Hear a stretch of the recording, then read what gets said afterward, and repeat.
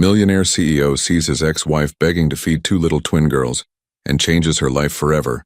Drop your location in the comments. I love knowing where my viewers are from. Let's get into the story. Ryan Mitchell swirled the amber, liquid in his crystal tumbler, staring absently at the panoramic view of New York City from the exclusive restaurant on the 52nd floor. The twinkling lights below seemed to mock him, each one representing a life with purpose and connection, while he sat alone at a table meant for two. "Will there be anything else, Mr. Mitchell?" the waiter asked, hovering respectfully. "No, that's all," Ryan replied, not bothering to look up. The waiter nodded and retreated, leaving Ryan to his solitude, a state he had grown accustomed to over the past 6 years. At 38, he had built Mitchell Innovations into a technological empire that spanned 3 continents. His net worth exceeded $8 billion. By all measurable standards, Ryan Mitchell had succeeded beyond imagination. Yet as he sipped his 30-year-old scotch, he felt the familiar emptiness spreading through his chest, the same hollow feeling that greeted him each morning in his penthouse and followed him to his corner office with its imposing mahogany desk. His phone buzzed. Another message from David, his business partner and oldest friend. "Singapore deal locked. 8 figures. Celebrate, brother." Ryan didn't reply. Another deal. Another million. The numbers had lost their meaning years ago. His mind drifted, as it often did in these quiet moments, to Eliza. Her smile, the way her eyes crinkled when she laughed, how she would run her fingers through his hair when he was stressed. 6 years since their divorce, and still the wound felt fresh. "You've chosen your path, Ryan," she had said that final day. "Your company will always come first." He had let her walk away, convinced that his vision for Mitchell Innovations was worth the sacrifice. Now, surrounded by everything money could buy, he wondered if it had been the greatest mistake of his life. A commotion outside the restaurant's floor-to-ceiling windows caught his attention. On the street below, a small crowd had gathered. From his elevated position, Ryan could see a woman with a cardboard sign, her shoulders hunched against the cold autumn wind. Something about her posture, the tilt of her head, seemed hauntingly familiar. Curious, Ryan moved closer to the window, squinting to see better in the dimming evening light. The woman turned slightly, and his heart stopped. Eliza, his ex-wife, was on the street corner asking for money. Her once lustrous brown hair was pulled back in a simple ponytail, her clothes worn but clean. But what truly froze Ryan in place wasn't Eliza's presence.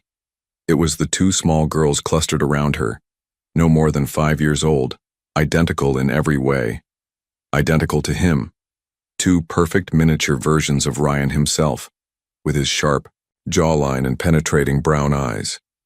2 children who could only have been born after their divorce, yet bore his unmistakable features. The tumbler slipped from Ryan's hand, shattering on the polished floor.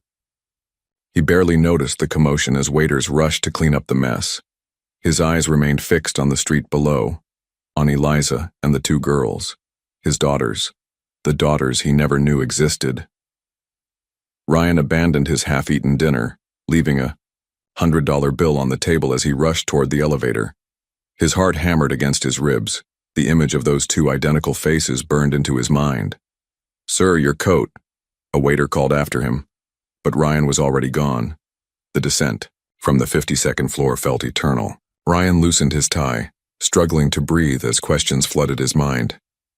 How could Eliza have hidden this from him?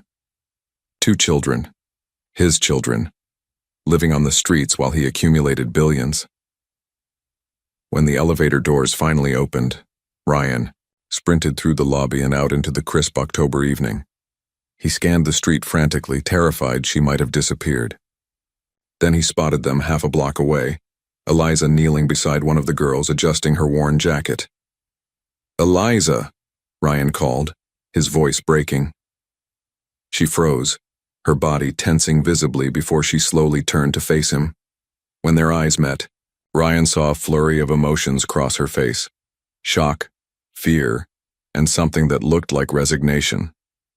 "Ryan," she whispered, instinctively drawing the girls closer to her. Up close, the resemblance was even more striking.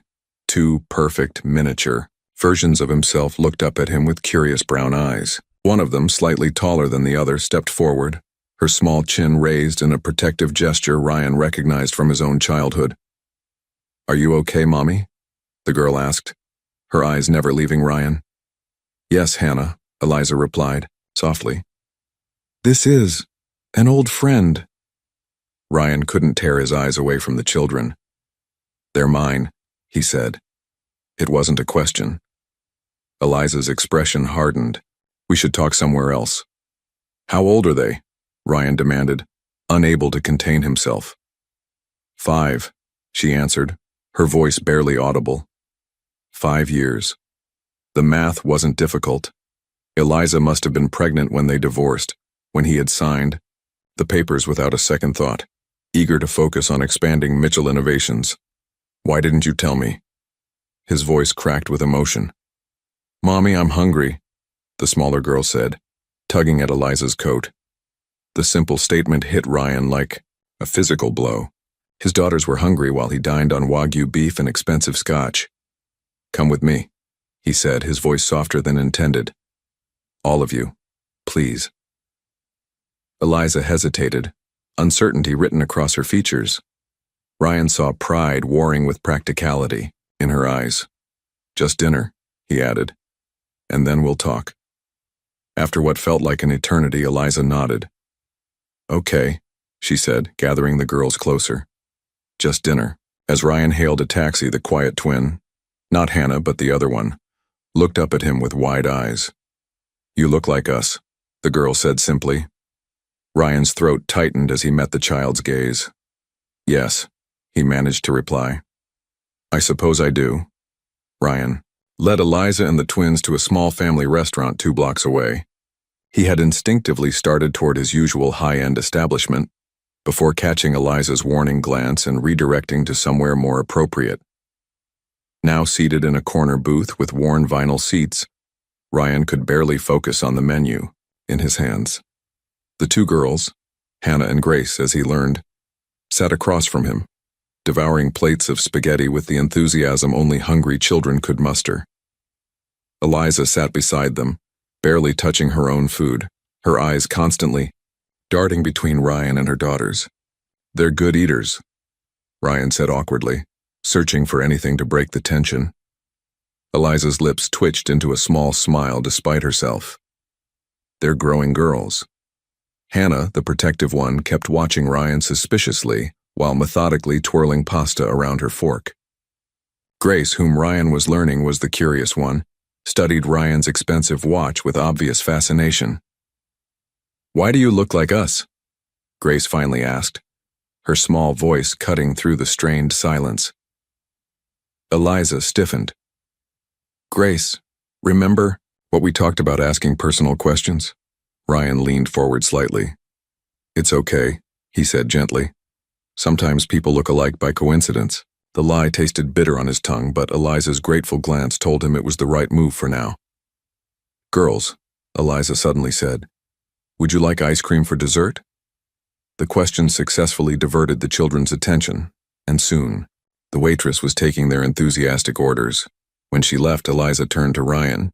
5 minutes, she whispered. "I'll take them to see the fish tank by the entrance. That should give us time to talk." True to her word, after ice cream arrived and was quickly devoured, Eliza guided the twins to the large aquarium at the front of the restaurant.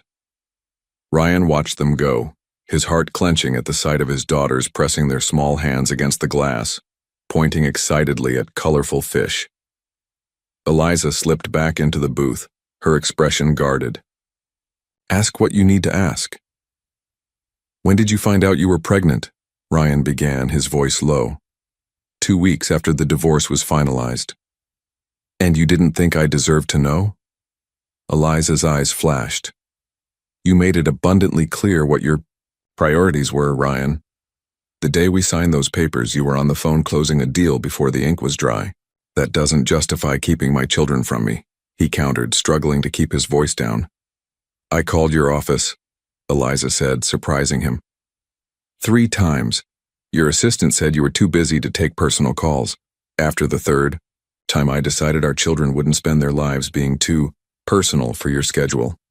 I'll write Chapter 3 with around 4,000 characters as requested. Chapter 3.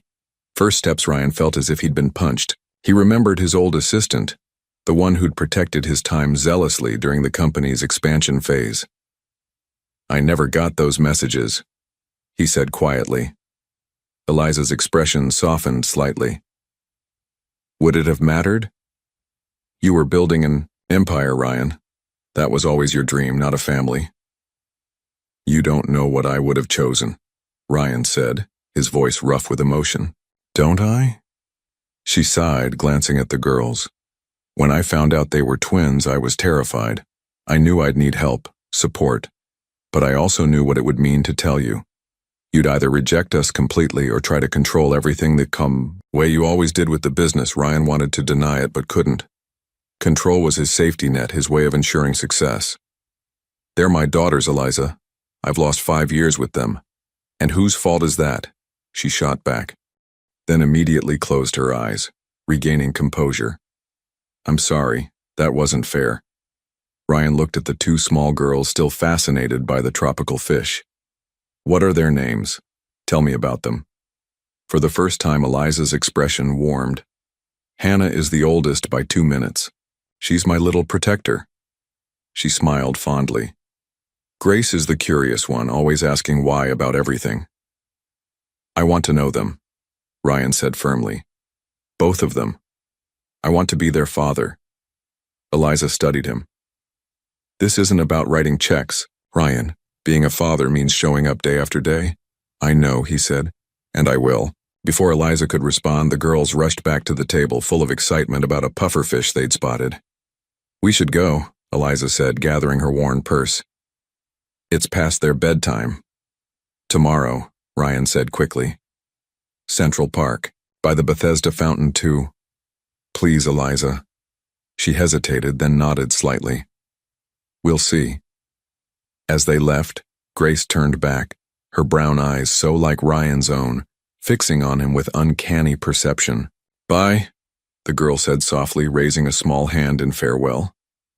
Goodbye, Grace, Ryan replied, his voice thick with emotion. I'll see you tomorrow. Ryan arrived at Bethesda Fountain an hour early, pacing nervously around the iconic Central Park landmark. He had barely slept, his mind racing with images of 2 identical girls who shared his DNA. During the night, he'd researched everything he could about raising children, about twins specifically, about how to connect with kids who didn't know you were their father. The morning had been a flurry of activity. He'd canceled 3 meetings, ignoring David's increasingly irate messages. For the first time in his adult life, Ryan Mitchell had put business second. When 2 hours approached, Ryan found himself holding his breath, scanning every path for Eliza and the girls. What if she didn't come? What if she changed her mind? The thought sent a wave of panic through him. Then he saw them, 3 figures approaching from the east path. Eliza looked different in daylight, her brown hair catching golden highlights from the sun. She wore simple jeans and a faded sweater, but carried herself with the same quiet dignity he remembered. The girls bounded ahead of her, matching pink jackets, making them look like a small, coordinated team. You came, Ryan breathed when they reached him. Eliza nodded, a tentative smile touching her lips. I promised we would. The girls stared up at him with varying expressions. Hannah stood slightly in front of Grace, her protective instinct on display. Grace bounced on her toes, clearly excited for whatever adventure the park might offer. Girls, Eliza said gently. This is Mr. Mitchell. He's going to spend some time with us today. You can call me Ryan, he offered, crouching down to their level. Are you rich? Grace asked bluntly. You have an expensive watch. Grace, Eliza admonished, but Ryan laughed. Yes, I am, he answered honestly. But that's not the most important thing about me. What is? Hannah asked, speaking directly to him for the first time. Ryan hesitated, caught off guard by the simple question. What was the most important thing about him? For years he would have said his business acumen, his success. Now looking at these 2 little faces, he knew the answer had changed forever. I'm still figuring that out, he admitted. Maybe you girls can help me. That seemed to satisfy them for the moment. Ryan stood, meeting Eliza's surprised gaze. He hadn't planned to be so candid, but something about these children made him want to be better, more authentic. What would you like to do today? He asked the group. Boats! Grace exclaimed immediately, pointing to the small rental rowboats on the lake. Carousel, Hannah countered. Ice cream, Grace suggested enthusiastically.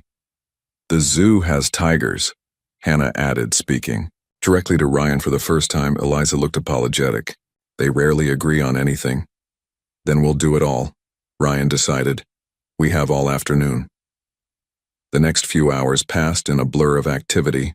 They rented a rowboat, Ryan's expensive suit getting splashed as he awkwardly maneuvered the oars while two excited girls pointed at ducks and nearly tipped them over twice. They rode the carousel, the girls choosing different animals while Ryan and Eliza stood side by side watching. They seem happy, Ryan observed. Eliza nodded. They're resilient children. Things haven't been easy these past few years, but they find joy everywhere.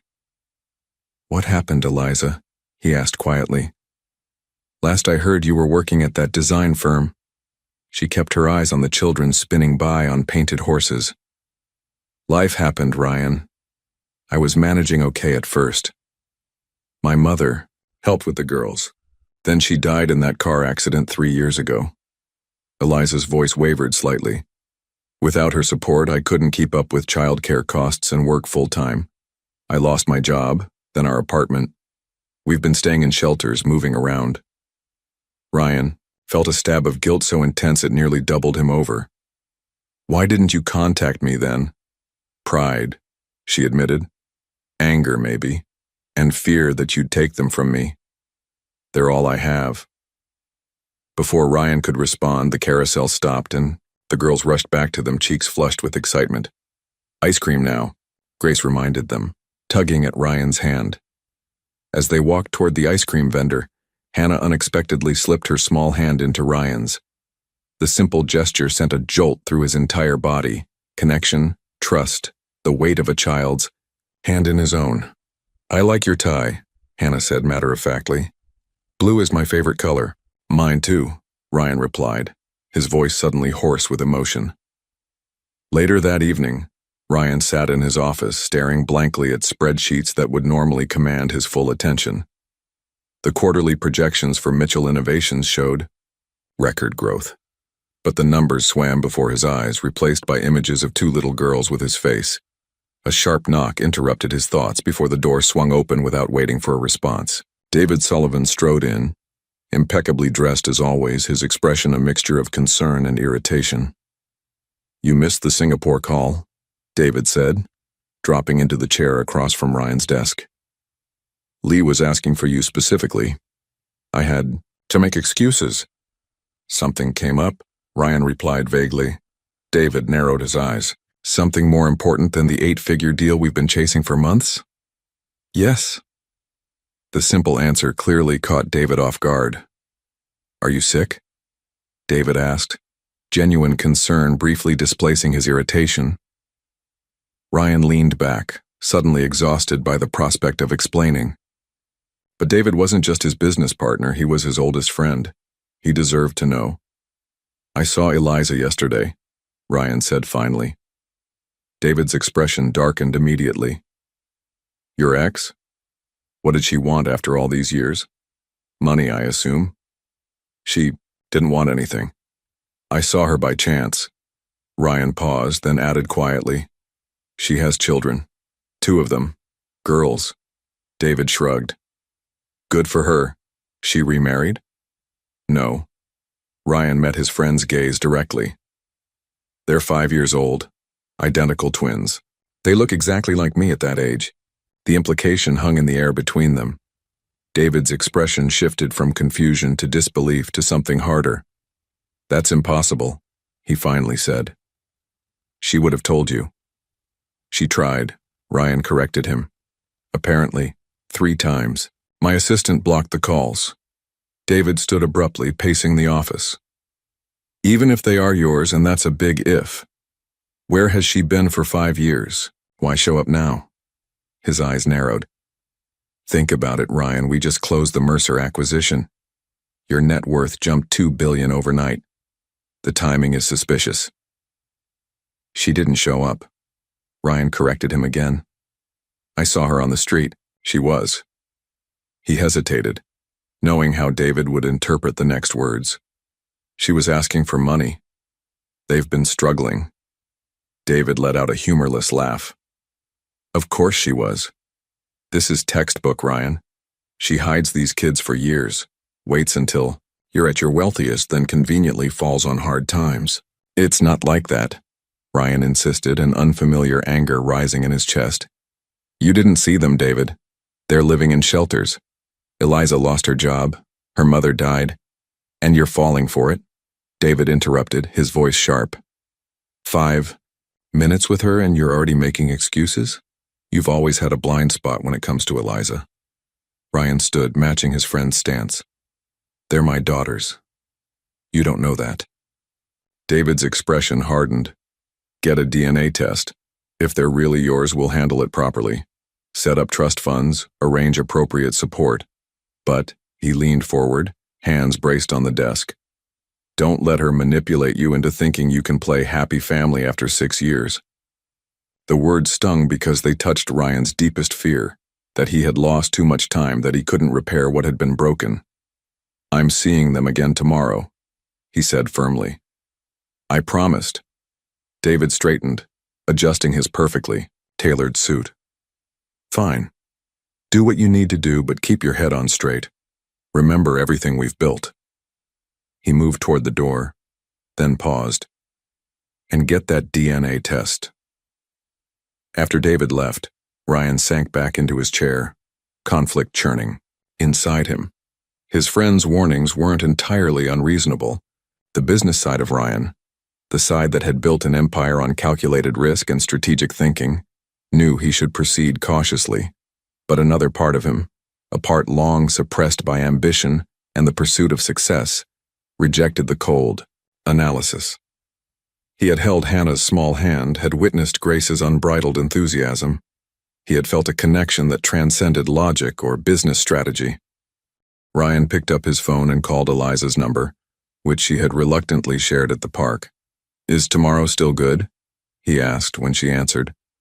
I thought maybe we could go to the Children's Museum. The girls might enjoy it. There was a pause before Eliza replied, her voice cautious but not unwelcoming. They'd love that. They've never been. I'll send a car, Ryan offered, then caught himself. Or I could meet you there, whatever you prefer. We'll meet you there, Eliza said firmly, 10 o'clock. Perfect. As Ryan hung up, he noticed a text from David. Called our lawyer. Custody arrangements need to be airtight if confirmed. Don't promise anything yet. Ryan set the phone down without replying. For the first time in their shared business history, the friends were approaching a situation from completely different angles. David saw potential liabilities, legal complications, threats to the empire they'd built. Ryan just saw his daughters.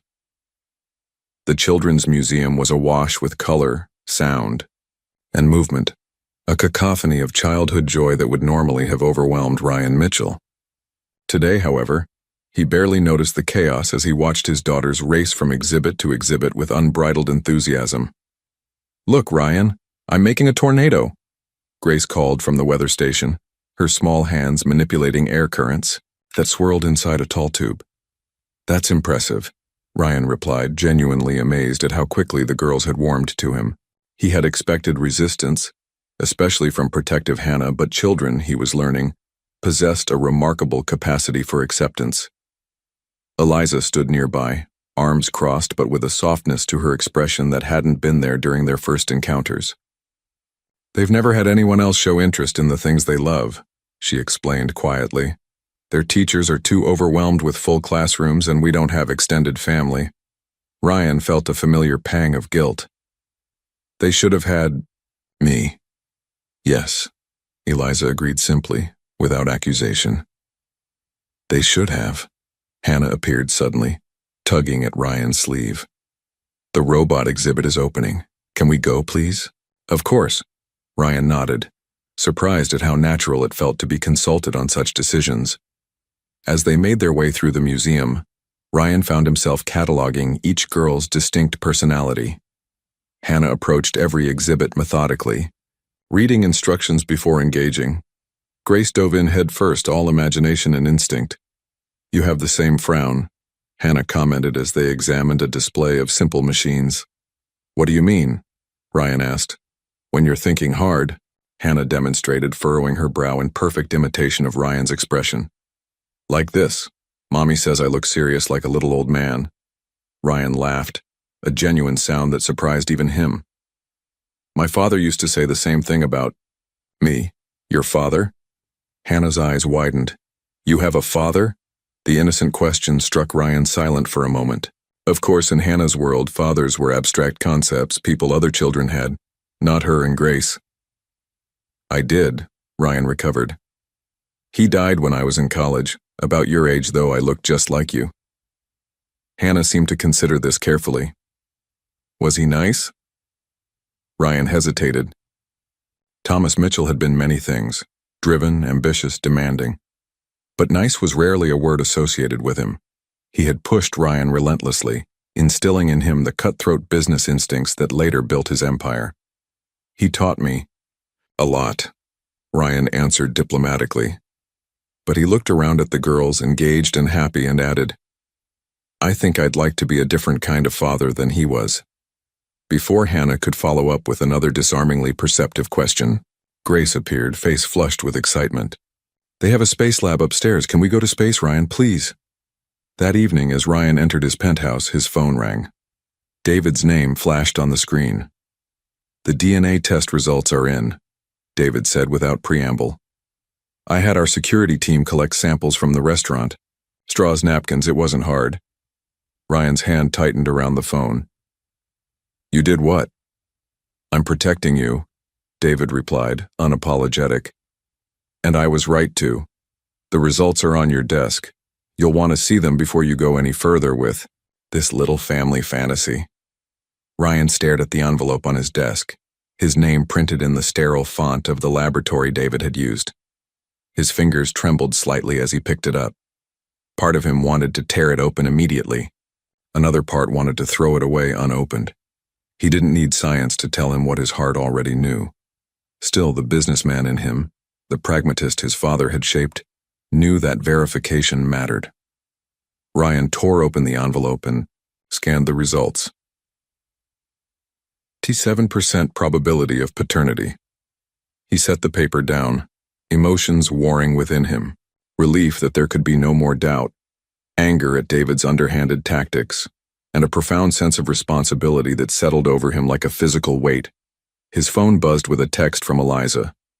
Girls have a school performance tomorrow, 1 p.m. at Riverside Elementary.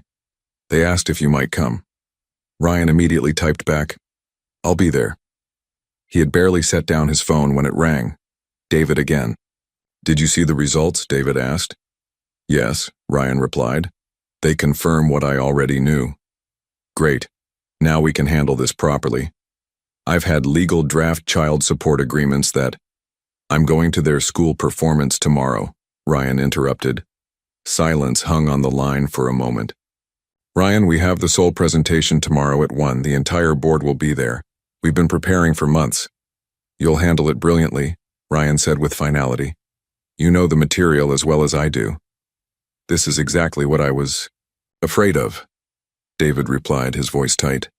She's already got you rearranging your entire life after what? A week? These kids have survived 5 years without you. They can wait one more day.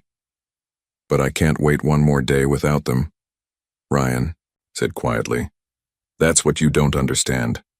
He ended the call before David could respond. Riverside Elementary was a far cry from the private academies Ryan had always imagined his children would attend. The building was old but well-maintained, the auditorium filled with folding chairs and hand-painted backdrops.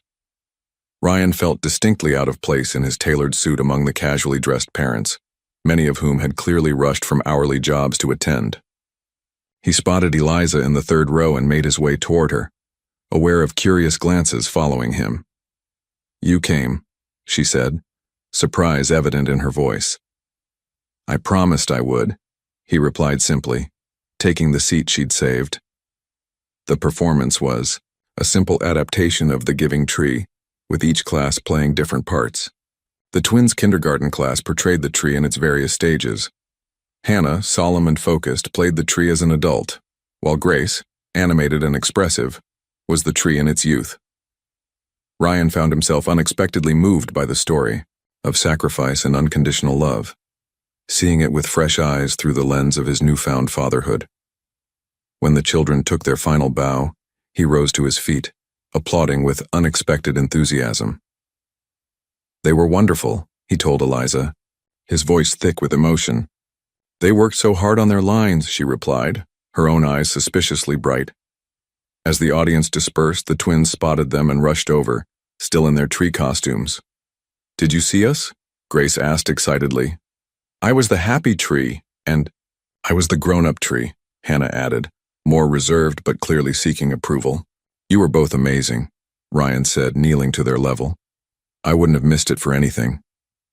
As he spoke those words, Ryan realized with perfect clarity that they were true. At that exact moment across town, David was likely explaining his absence to disappointed board members and investors. For the first time in his adult life, Ryan Mitchell had chosen something over Mitchell Innovations, and he didn't regret it for a second. Ryan stood in his office, staring at the city skyline, through the floor-to-ceiling windows. The sole presentation had gone forward without him, and as predicted, David had handled it flawlessly. But the tension between them had escalated to unprecedented levels. 3 missed calls from his business partner flashed on Ryan's phone, but he wasn't ready for that conversation yet. A soft knock at the door interrupted his thoughts. His current assistant, Jessica, entered with a hesitant expression. Mr. Mitchell, I have some information you requested about your previous assistant, Margaret Welling. Ryan turned, giving her his full attention. He had asked Jessica to pull Margaret's employment records after his revelation from Eliza. She worked here for 18 months during your divorce and the company's international expansion, Jessica reported. She left for a position at Davenport Industries in 2018. And my call logs from that period? Jessica handed him a folder. All the records we could retrieve. I've highlighted calls from Ms. Bennett's number. Ryan scanned the pages, his jaw tightening. 3 calls, exactly as Eliza had described, all marked personal, no message taken. And a 4th call he hadn't known about, with a note in Margaret's handwriting. EB pregnancy, not forwarded per directive on personal matters. Thank you, Jessica, Ryan said, his voice strained. That will be all. After she left, Ryan sank into his chair, the evidence of deliberate obstruction clear before him. Margaret had been following his standing order to shield him from personal distractions during the critical expansion phase, but she had overstepped catastrophically. His direct line rang. David again. This time, Ryan answered. The board wants answers, David said without preamble. So do I. The girls are mine, Ryan replied. Your test confirmed it. That's not what I'm asking. You missed a pivotal presentation for a school play, Ryan. What's next? Abandoning the Tokyo merger for a soccer game? Putting a multinational corporation on hold for ballet recitals? If necessary, Ryan said with a calm that surprised even himself. David's exasperation was palpable even through the phone. What's happened to you? 1 week with these kids and you're throwing away everything we've built? I'm not throwing anything away. I'm gaining something I didn't know I needed. Ryan paused. David, I just found out my previous assistant deliberately kept Eliza's pregnancy from me. I lost 5 years with my daughters because I was too focused. On this company, I won't lose another day. So what exactly are you planning? David asked, his voice wary. I'm going to tell them I'm their father. Tonight. Silence hung between them for a long moment before David spoke again. And if they reject you? If they're confused or angry? Children aren't corporate acquisitions, Ryan. You can't just decide to take ownership and expect immediate returns. The words stung because they contained a grain of truth. Ryan had been moving fast, propelled by his need to make up for lost time. I know the risks, he finally said, but they deserve the truth and I deserve the chance to be their father, whatever that means to them. After ending the call, Ryan texted Eliza, "We need to talk. Without the girls first. Can I come by this evening?" Her response came quickly. "They'll be asleep by 8:30. Come at 9. Ryan took a deep breath, preparing himself for what would be the most important conversation of his life. The small apartment was quiet when Ryan arrived. Eliza met him at the door, finger to her lips, and led him to a tiny kitchen table. 2 mugs of tea waited, steam rising in the dim light. "They just fell asleep," she whispered. "They were exhausted from the performance." Ryan nodded, glancing toward the partially open door where he could just make out 2 small beds. "Thank you for seeing me. You said we needed to talk." Eliza's voice was guarded as she sat across from him. Ryan took a deep breath. "I want to tell them I'm their father. Tomorrow, if possible." Eliza didn't look surprised. She cradled her mug between her hands, studying him. "Why now? Why not wait a few more weeks until they know you better?" "Because every day I'm not their father is another day lost," Ryan replied. "And because I don't want to build our relationship on a lie." Eliza was quiet for a long moment. "They might not understand. They might be confused, angry even. Are you prepared for that?" "Yes," Ryan said, though uncertainty flickered through him. "Are you opposed to telling them?" She shook her head slowly. "No. They've been asking more questions about you lately. Hannah asked yesterday if you were someone special to us because you look like them." A small smile touched her lips. "They're observant." "Like their mother," Ryan said softly. Their eyes met briefly before Eliza looked away. "If we do this, we need to be united. We need to have answers ready for their questions." "Agreed. They'll want to know why you weren't there before, why you're here now." Ryan nodded, the guilt a familiar weight. "I'll tell them the truth, that I didn't know about them. But now that I do, I want to be part of their lives. Forever." "Forever is a big promise, Ryan," Eliza cautioned. "Children take it literally." "So do I," he replied firmly. "I'm not going anywhere, Eliza. Whatever it takes, whatever I need to change, I'm all in." Something in his tone must have convinced her because she nodded. "Sunday, we'll tell them Sunday, in the park where they feel comfortable. You and I together." Ryan felt a wave of relief and anxiety wash over him. "Thank you." As he prepared to leave, Eliza walked him to the door. "Ryan," she said hesitantly, "what about your company, David? I know how important Mitchell Innovations is to you." "It's still important," Ryan admitted, "but it's not everything anymore."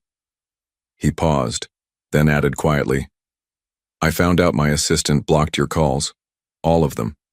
Even the one where you specifically mentioned the pregnancy." Eliza's expression softened with surprise. "You didn't know?" "I didn't know," he confirmed. "I'm sorry, Eliza. So sorry you had to do this alone." As he turned to go, he heard a small sound from the girls' room.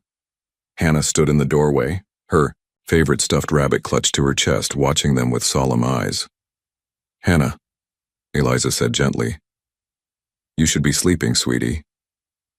"I heard talking," the girl explained, her gaze fixed on Ryan. "Are you leaving?" Ryan knelt to her level. "Yes, but I'll see you on Sunday. We're going to the park." Hannah studied him with that penetrating gaze that seemed too mature for her 5 years. "Promise?" "I promise," Ryan said solemnly.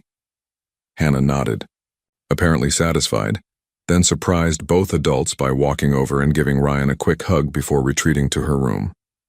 Eliza and Ryan exchanged stunned looks.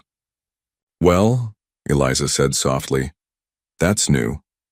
Sunday dawned bright and clear, the autumn sun casting a golden glow over Central Park's changing leaves. Ryan arrived early at their designated meeting spot, a bench near the children's playground.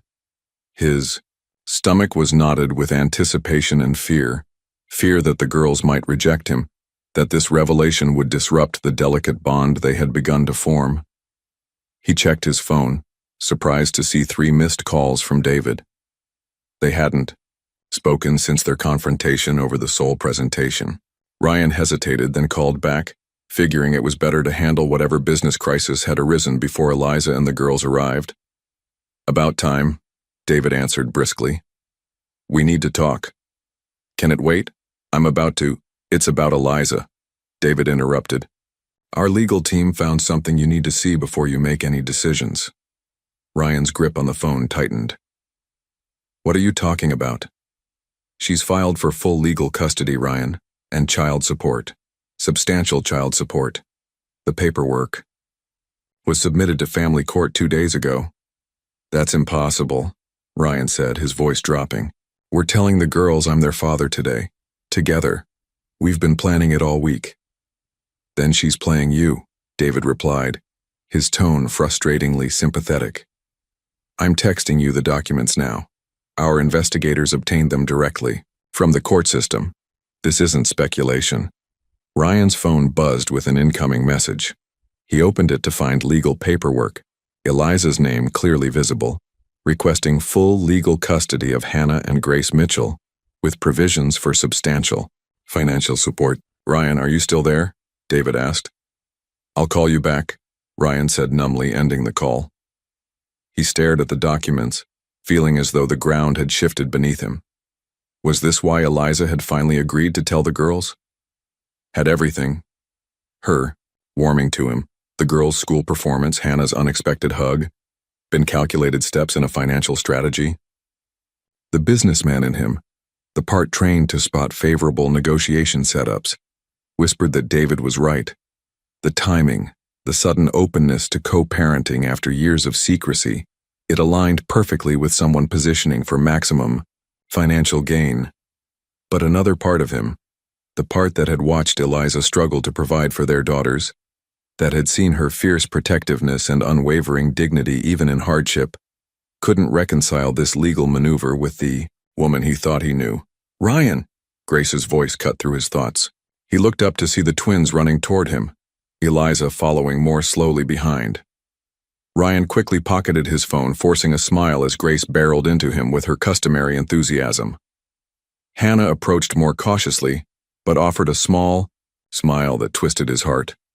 "We brought bread for the ducks," Grace announced, holding up a paper bag. "And a ball," Hannah added, more practically, "in case we want to play." "Excellent planning," Ryan said, impressed by their thoughtfulness despite the turmoil in his mind. Eliza reached them, her expression unreadable. "Good morning?" Ryan studied her face, searching for signs of deception. "Morning.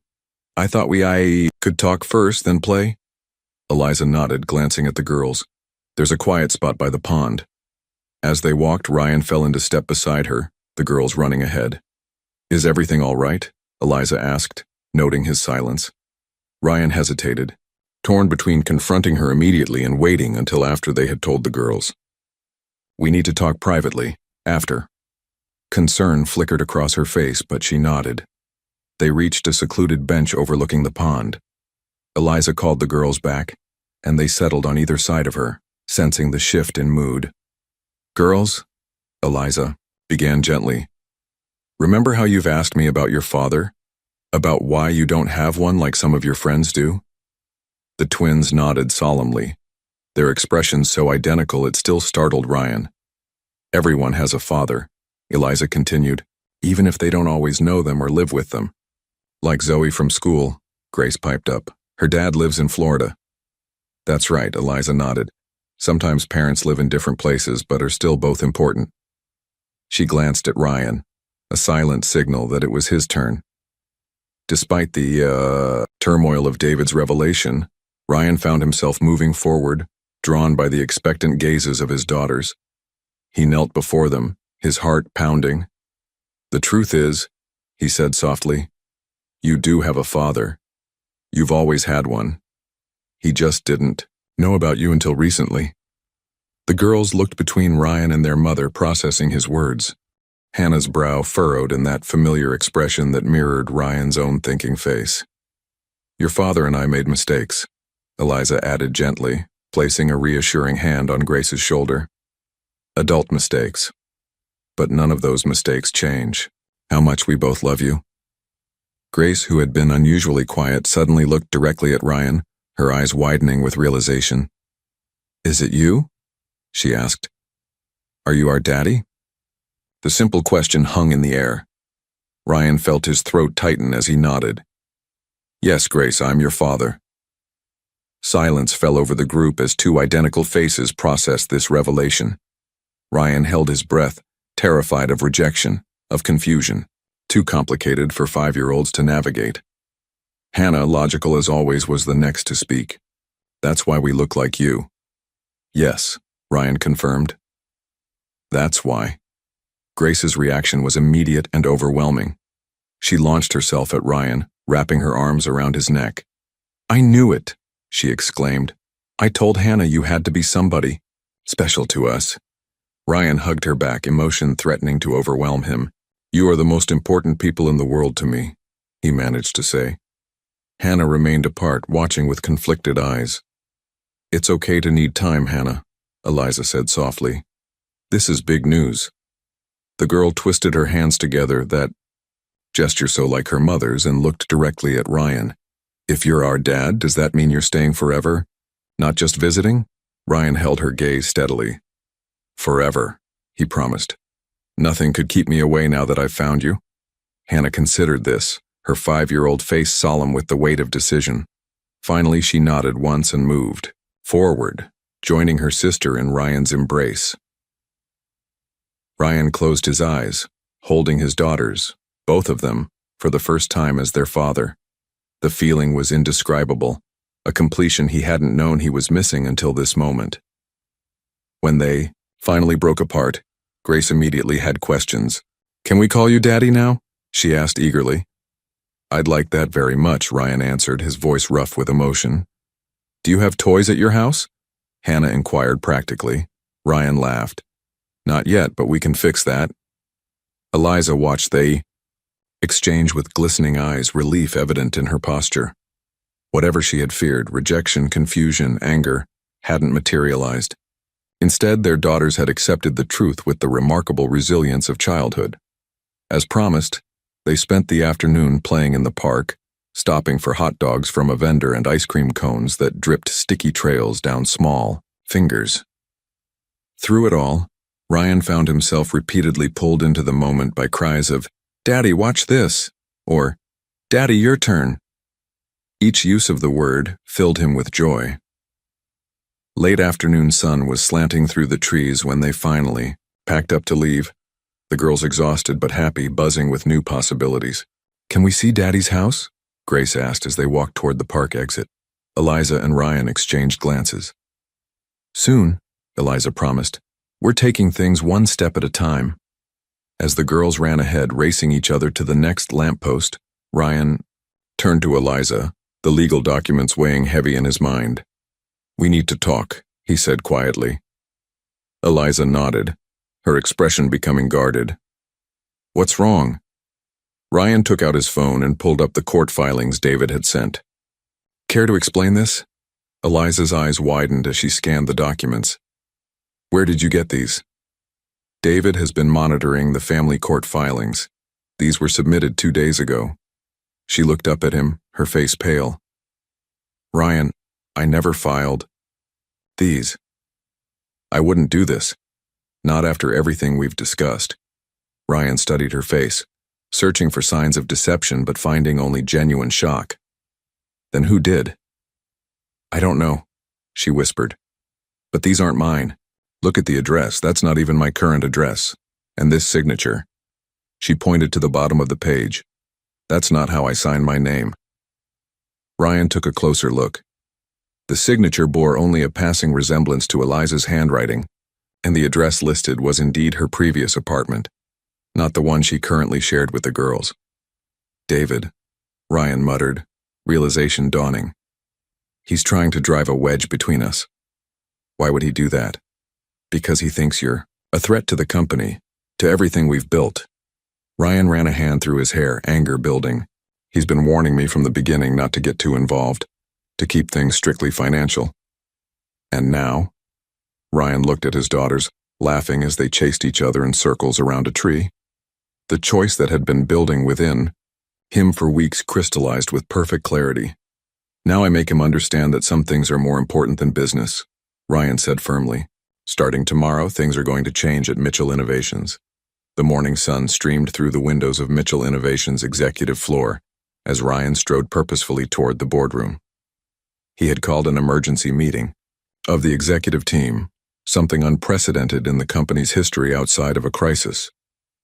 David was already there, along with the chief financial officer and 3 other executives.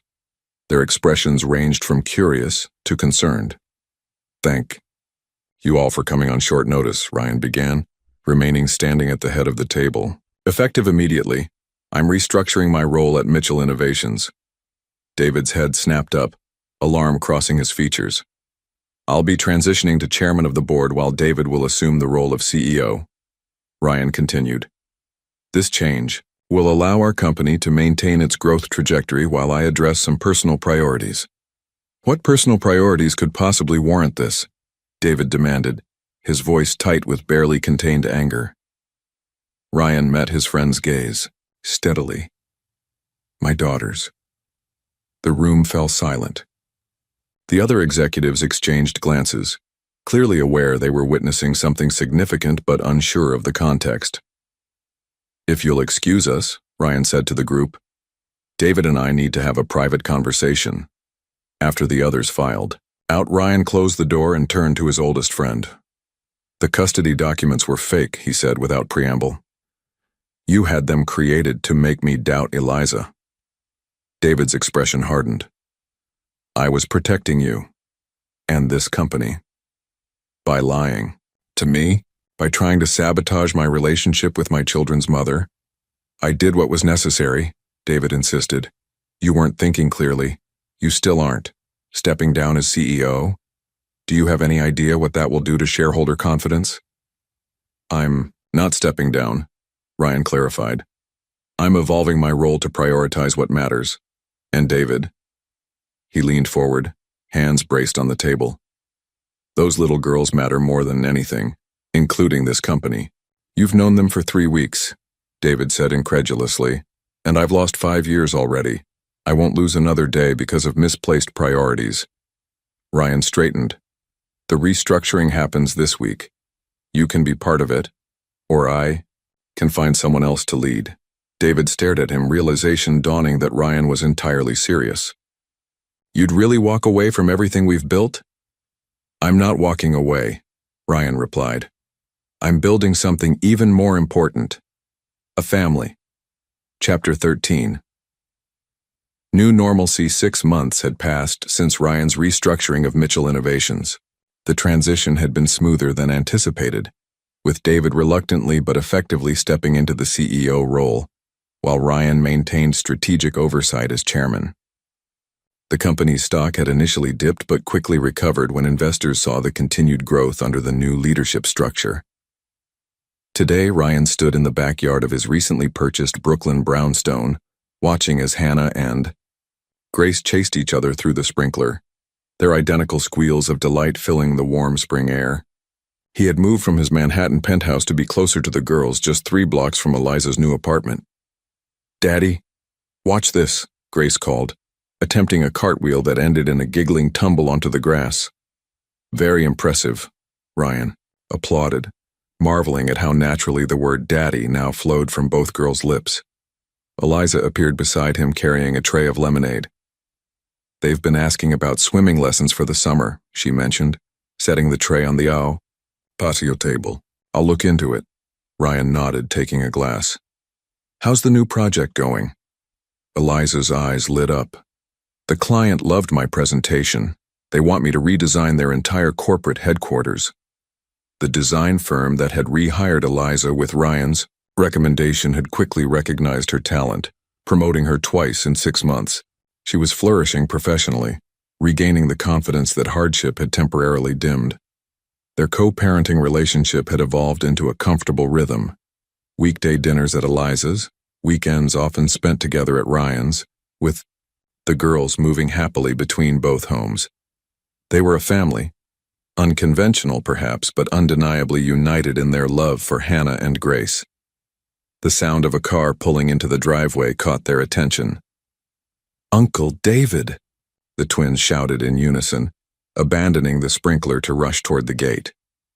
David Sullivan, dressed more casually than Ryan had seen him in years, emerged bearing what appeared to be science kits.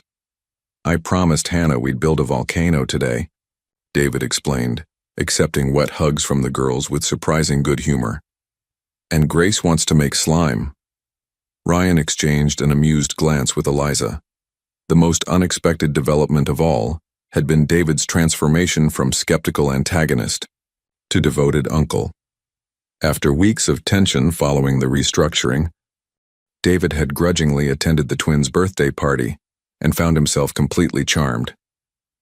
Now, watching his business partner high-five his daughters, Ryan realized they had all found a new normalcy, one built not on what they had lost or missed, but on what they had gained and created together. A midsummer storm raged outside as Ryan sat in his home office, reviewing the quarterly reports for Mitchell Innovations. Even with his reduced role, he maintained oversight of major strategic decisions. The company had not just survived his step back, but had thrived under the new leadership structure, with David proving himself more than capable as CEO. The sound of small footsteps interrupted his concentration. Hannah appeared in the doorway, clutching her sketchbook, her expression troubled. "Daddy, can I talk to you?" "Of course, sweetheart," Ryan said, immediately setting aside his work. "What's on your mind?" Hannah climbed onto his lap, a gesture that still filled him with wonder even after months of fatherhood. She opened her sketchbook to reveal a family drawing: Ryan, Eliza, Grace, and herself standing in front of a house. "Mrs. Peterson asked us to draw our families," Hannah explained. "And Liam said mine wasn't a real family because you and Mommy don't live in the same house." Ryan felt a familiar protective anger rise, but kept his voice gentle. "Families come in all different shapes, Hannah. What matters is that we love each other." "But why don't you and Mommy live together? Don't you like her anymore?" The innocent question caught Ryan off guard. His relationship with Eliza had evolved from cautious co-parents to genuine friends, but they had carefully maintained boundaries, both uncertain about complicating their hard-won stability. Before Ryan could formulate a response, his phone rang with David's ringtone, their signal for urgent business matters. "I need to take this, sweetie," Ryan said reluctantly. "But we'll finish talking about this, I promise." Hannah nodded solemnly and slipped off his lap. The call confirmed what Ryan had been anticipating for weeks. A competitor was attempting a hostile takeover of their European division. David needed Ryan in London immediately to stabilize key relationships, a 3-week trip minimum. As Ryan hung up, he found Hannah standing in the doorway again, her expression making it clear she'd heard enough to understand. "You're leaving?" she asked, her voice small. "Just for a little while," Ryan assured her. "Sometimes daddies have to travel for work. But you promised we'd go to the Science Museum next week, and Grace has her dance recital." Ryan felt the familiar tension between work and family pulling at him once again. This time, however, the choice seemed clearer than ever before. 7 years had passed since that fateful evening when Ryan Mitchell spotted his ex-wife and twin daughters begging on a New York street corner. Now, on a perfect summer morning, he stood in the backyard of his Brooklyn brownstone, watching as Hannah and Grace, now 12 years old, helped decorate for their birthday party. Though identical in appearance, the girls had developed distinct personalities that Ryan had come to treasure. Hannah, artistic and thoughtful, arranged flowers with precise care. Grace, scientifically minded and energetic, tested the structural integrity of the banner she'd created. "Looks like everything's under control out here," Eliza said, joining Ryan on the patio. She looked nothing like the desperate woman he'd encountered 7 years ago. Confidence radiated from her now, success evident in her bearing. As one of New York's most sought-after interior designers, she had reclaimed not just financial stability but professional fulfillment. Ryan smiled at her. "The girls have it all planned to the minute." "Wonder where they got that organizational streak from," Eliza teased, nudging his shoulder gently. Their journey had been anything but simple. That night 7 years ago, when business and family had collided with David's urgent London request, Ryan had made a decision that changed everything. Instead of flying to London alone, he'd proposed a family trip. combining the crucial business meetings with Hannah's science museum visit and Grace's recital, which they'd arranged to have recorded. That trip had marked a turning point. Seeing how seamlessly Ryan integrated family and work responsibilities, David had finally understood what truly mattered. Upon their return, they had restructured the company further, implementing remote work policies and family-friendly practices that had ultimately made Mitchell Innovations more successful than ever. "Dad," Grace called, "Uncle David's here with the science kits." David Sullivan entered the backyard carrying several packages, a far cry from the hard-driving businessman who had once seen Ryan's daughters as threats to their empire. Now he was a regular fixture in their lives. Uncle David, who brought the most educational gifts and had recently started mentoring Hannah in business principles after she'd expressed interest. As guests began to arrive, schoolmates, neighbors, colleagues, Ryan marveled at how full his life had become. The emptiness that had plagued him in that high-rise restaurant seemed like a distant memory. Late in the afternoon, as the party wound down, Ryan found himself standing beside Eliza, watching the girls open their final presents. "Remember that first day at the park?" he asked quietly. "When I promised Hannah I was staying forever?" Eliza nodded, her eyes warm with memory. "Best promise you ever kept." Their hands touched briefly, then interlaced, a gesture that had become increasingly common over the past year as their relationship evolved beyond co-parenting into something deeper. From across the yard, Hannah and Grace exchanged knowing glances, then wide smiles, as if their birthday wishes had somehow been granted. Ryan Mitchell had once measured success in billions. Now he measured it in moments. In Hannah's thoughtful questions, Grace's exuberant discoveries, and in Eliza's hand in his. He had found his home not in a Manhattan penthouse, but in the hearts of the family he had almost missed knowing. Some journeys begin with a single step. His had begun with a shattered glass, and a second chance he never knew he needed.